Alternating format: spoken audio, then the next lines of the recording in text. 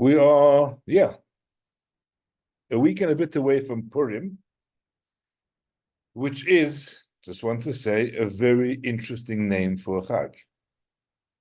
Because it seems to be taking one aspect that is so extraneous to the whole Chag and name the festival after that one event. Plus, it's not even a Hebrew word, to the extent that on at least two occasions in the Megillah, the word pur, which means lots, is translated into Hebrew, which in itself begs an interesting question. There are lots of other Persian words throughout the text of the book of Esther, and those are not at any point translated. Well, if you don't understand them, you don't understand them. There's actually an interesting discussion in the Talmud.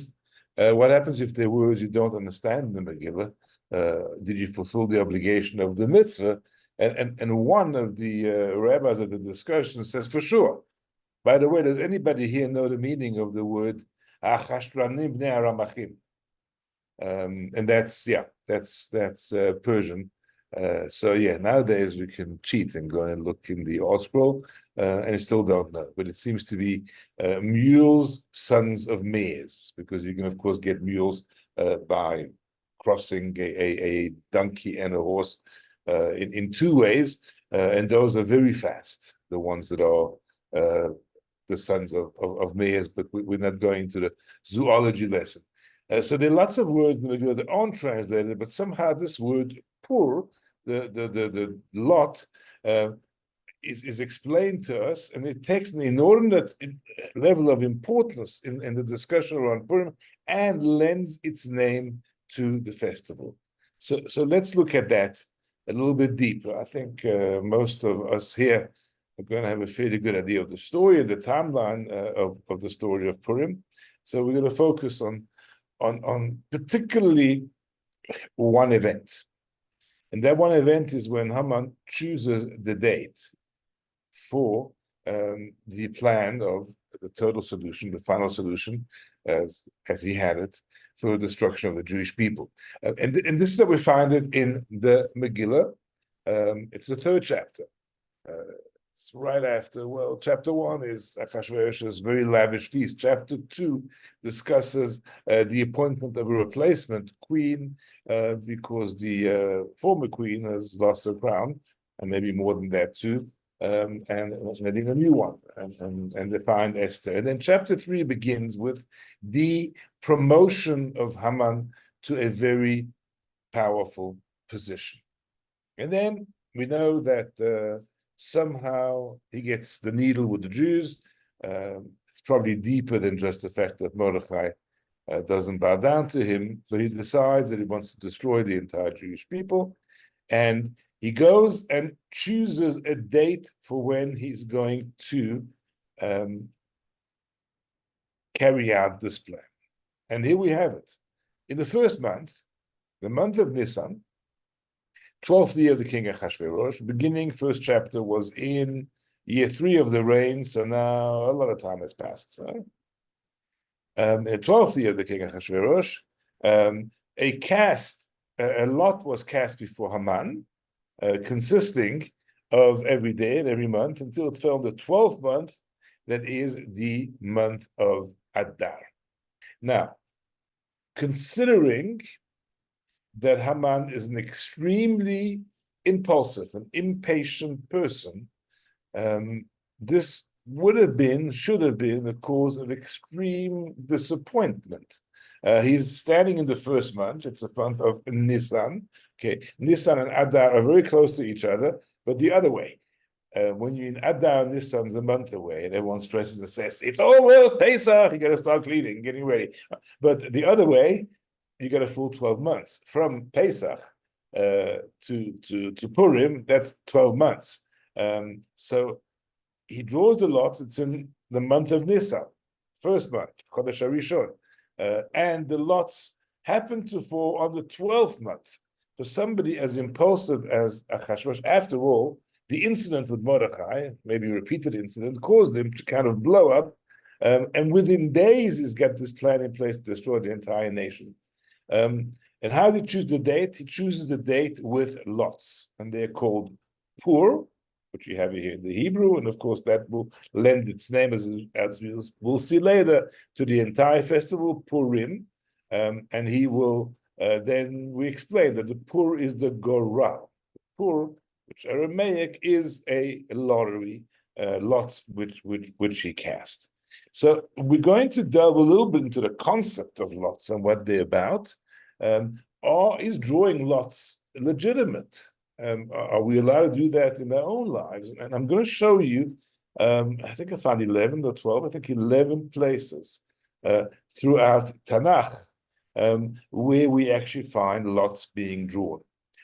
So here is the first instance. After Yosef is sold into slavery and is going down to Egypt, there is a bit of a debate among the brothers as to who's going to go home and tell their father that they're coming back without darling Joseph, and they draw lots. And it happens that Yehuda is the one who draws the short straw, and he is the one who has to tell his father. It's not recorded in the text. This is in the oral law sort of midrashic tradition. This is in the Torah. Moshe draws, and this is not necessarily in chronological order. I see this is probably a bit later. Anyway, so there's an appointment of 70 elders. 70 is not divisible by 12. It means that 10 tribes will have 6.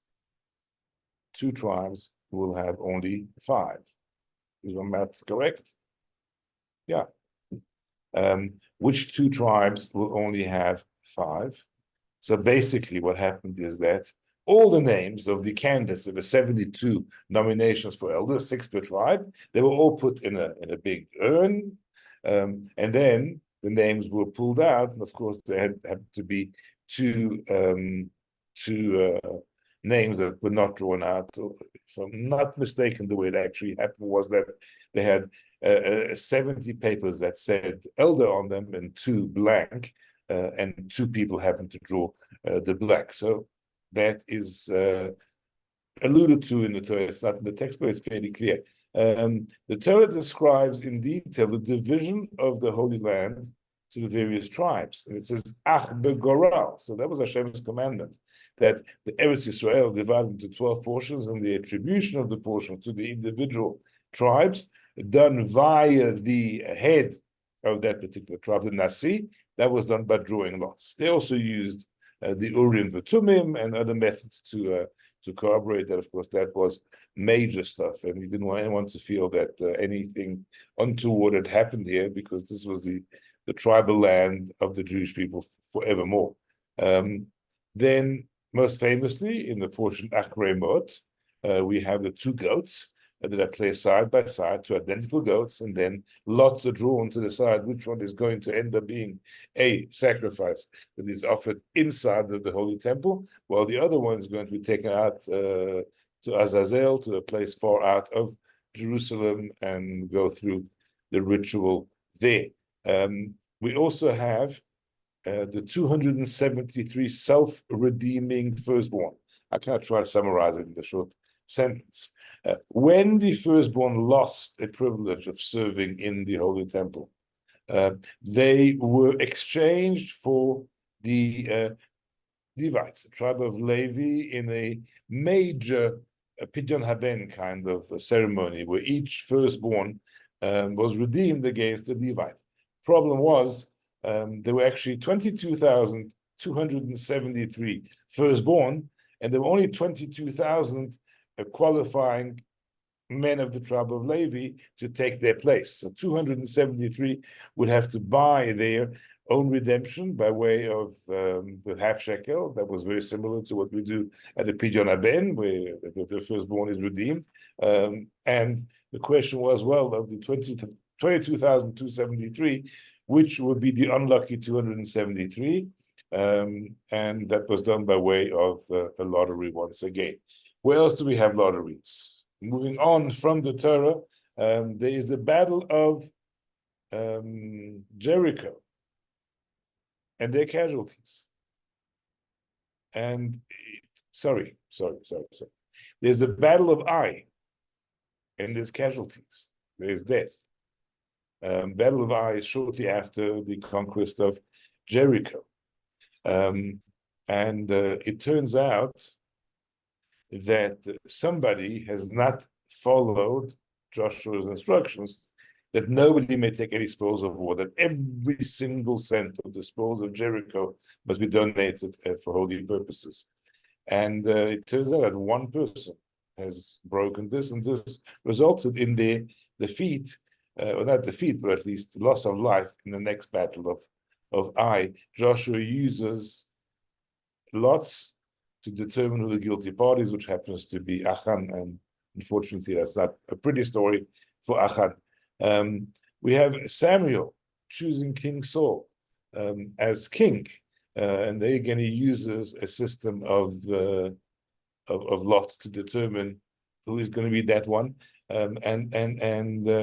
When later there is a battle against the Philistines where Saul and his armies are defeated, at that point Saul will use lots to determine who is the guilty party, who is to blame for this defeat. Problem was, it was his own son Jonathan who had done the following. Shaul had made all of the troops swear that they would not eat anything during the day, and that's how they would win the battle. Jonathan, his son, was totally unaware of this oath, and he ate some honey, so he had to blame himself for the fact they were defeated by the Philistines. Where else do we have lots? Famously, when Yonah, escaping from the divine mission, ends up on a boat in a serious storm, the sailors want to work out, whose fault it is. They realize this is not a normal storm. They draw lots, and Yonah is identified as the guilty party. There's also the Nebuchadnezzar recorded in the book of Jeremiah, if I'm not mistaken. I could be wrong. Who decides on the right way to go to war based on lots, and of course our subject Haman, who chooses the day to exterminate the Jews based on drawing lots. At least, some of these must be legit. Well, we can't really go by how the non-Jewish sailors on the boat behaved, or how Nebuchadnezzar behaved, and for sure how Haman behaved. It is not proof, but I mean the fact that this is the mitzvah here. The go to Yom Kippur is a mitzvah in the Torah, would seem to indicate that there's some validity to lots. Maybe you do two kinds of lots. Maybe there's the poor and there's the goral, and let's understand this anyway. So this is taken from the Talmud, from I think Megillah, and the Talmud Megillah says that they cast poor, that is the lot, and that's from the book of Esther, chapter 3. We just looked at that text, and a sage told the following Baraita. Once the lot fell in the month of Adar, he, Haman, greatly rejoiced, for he saw that as a favorable omen for the execution of his plans. He said, the lot has fallen for me in the month that Moses died. Let me just tell you that Haman is wicked, but a fool is not. He's a clever schemer, and he has intimate knowledge of Jewish history. And the fact that the lots fall on Adar to him is powerful. The fact that Moshe died in that month is significant to him. Moshe was there where the Jewish nation was born, and Moshe died. And that shows whereas Nisan is the strength of the Jewish people, the month of our birth, Adar is in his mind the month of our death. And he sees history kind of in a linear sense. So it begins in Nisan and it ends in Adar, and every nation, as far as the month's concerned, has a beginning and an end. Some last longer than others, but he doesn't understand the concept of Netzach Yisrael, the eternity of Israel, that we kind of rise from the ashes over and over. So Haman can't relate to that. There's going to be a beginning point and end point. and Pharaoh was the victim when the Jews were born in the month of Nisan, and he's going to be the victor when he defeats the Jewish people, destroys them completely in the month of Adar. So all that kind of fits very nicely into his way of thinking, and he's extremely happy, even though he's going to have to wait a full year for the fulfillment of his plan. This omen of the month of the death of Moshe, the weakness of the Jewish people, is extremely significant to him. When Haman draws lots, what he calls the Purim, he is trying to appeal to a place from which there is no escape. Persians, in their belief, were fatalists. There is an assigned pathway to every being and every nation, and there's no escaping it. And lots represent that, because lots are random, and that represents complete lack of control. And Haman was convinced that he could appeal to a place that was higher than any merits the Jews could muster up. That he could actually, by appealing to the sense of fate in the Jewish nation, he could actually kind of hurt them in a place where even Hashem couldn't help him, because he was reaching beyond their merit and beyond where, what they had achieved, what they had accomplished in the relationship with Hashem. He felt that lots are very high, and having studied,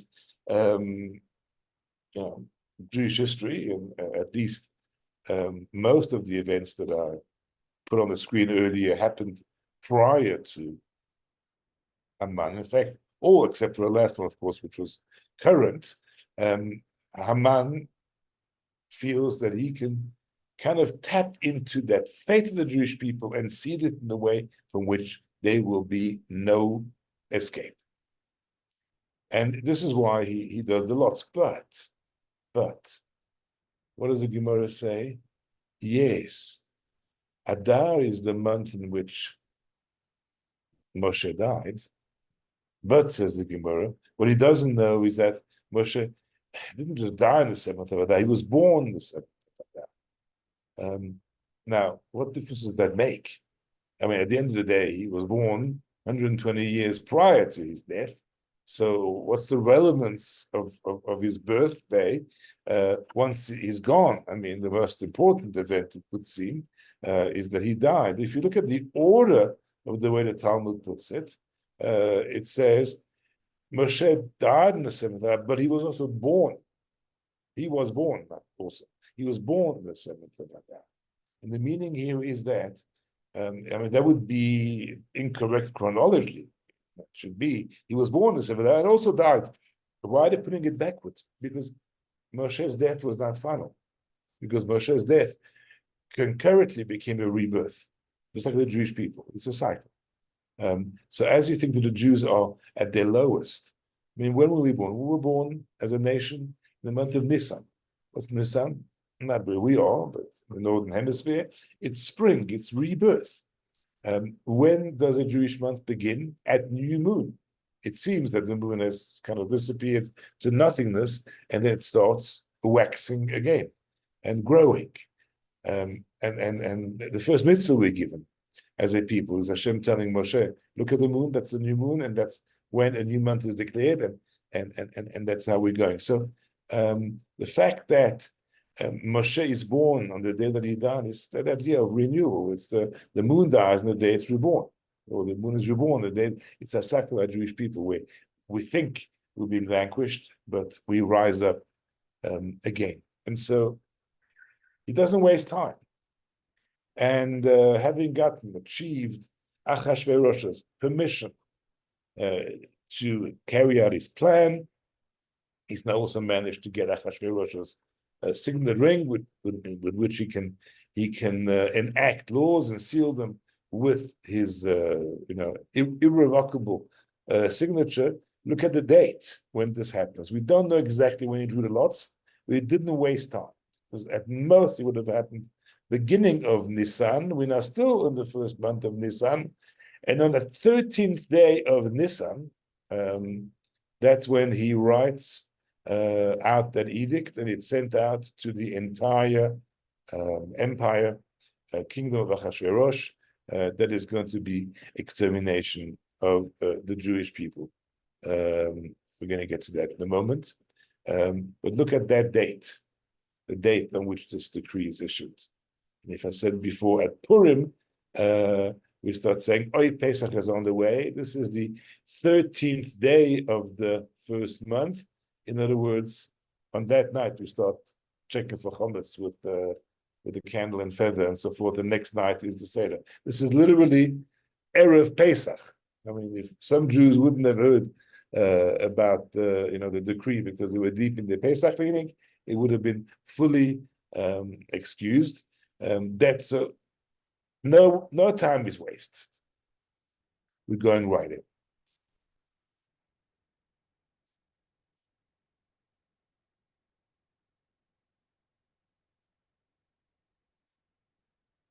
The next 3 days are going to be when the bulk of the story of Purim is actually written, the Megillah.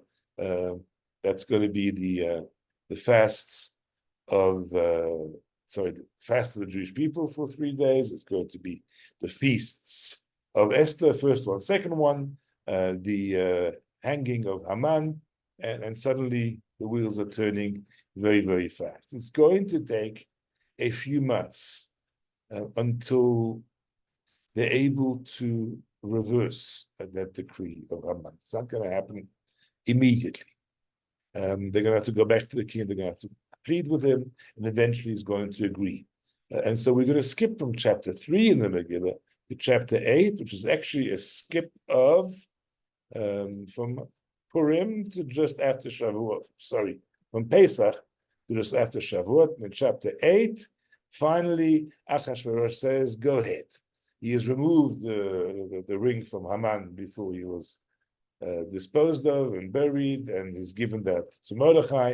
And he says, "Go for it. You can write whatever decree you want about the Jewish people and sign it with my ring, and it'll then be irrevocable once again," which they do. And eventually, when the letters go out to the entire nation to say that the Jews have the right to defend themselves, it happens in the third month, the month of Sivan, 23rd of Sivan. Jews, defend yourselves. But here comes a strange twist in the story of Purim. It is not Jews rise up and get rid of the enemies and be on top. It is get ready, because in 9 months' time is that date that Haman had chosen. And on that date will be a victory. Now, why wait? Well, we have to understand that we want to show that Haman's theory of fatalism is completely null and void. So the king has given them permission to defend themselves, to also plunder their possessions, by the way, that never happened. When, on one day, the entire kingdom of the king Achashverosh, the 13th day of the month, Chodesh Adar. In other words, we're going to wait out virtually the entire year to the date Haman had chosen. Because our concept of fate is not Haman's.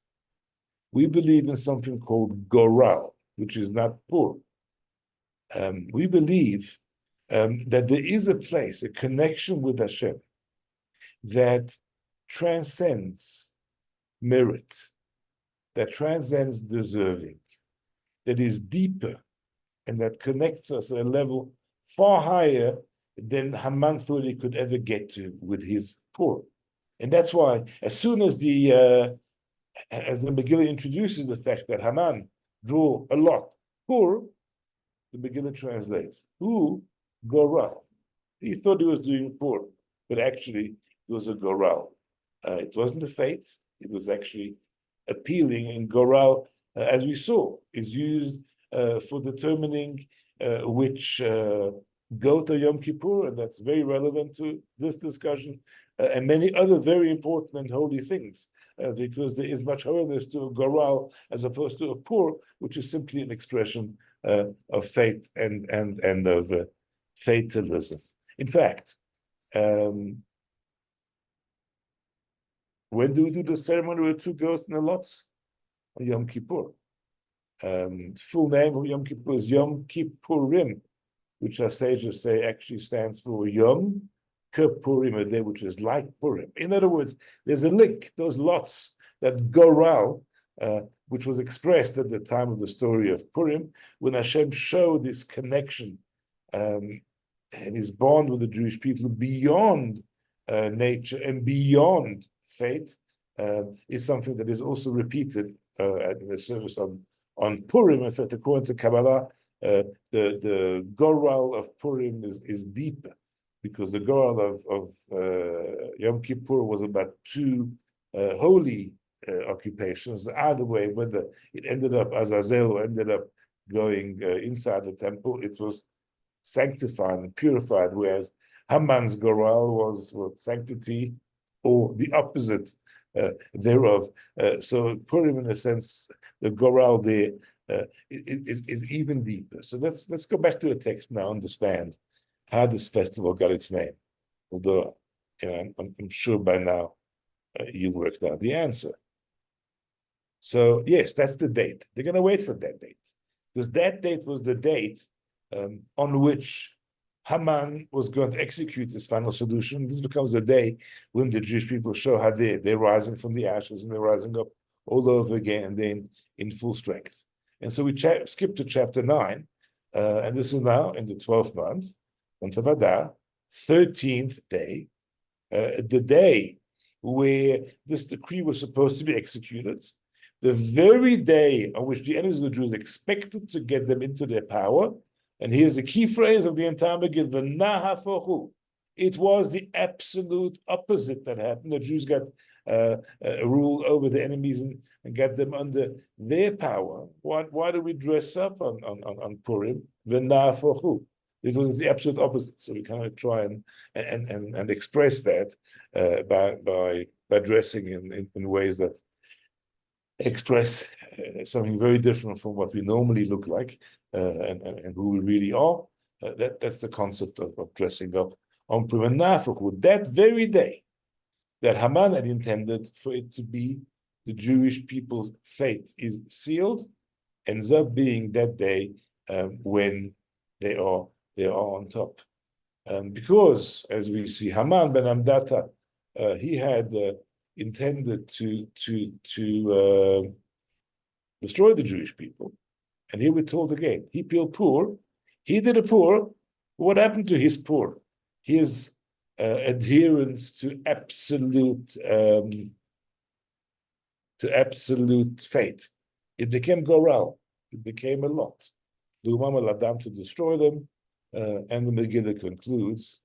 So that's why these days are called Purim, because of the Pur, because of this Pur, which never ended up being a Pur, but ended up something very different. And for that reason, we call that day Purim, or the festival of the lots.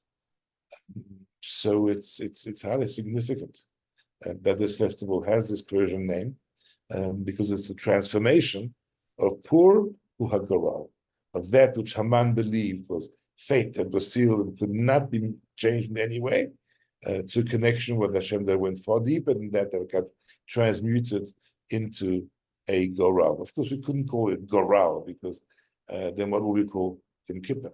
Have a wonderful evening.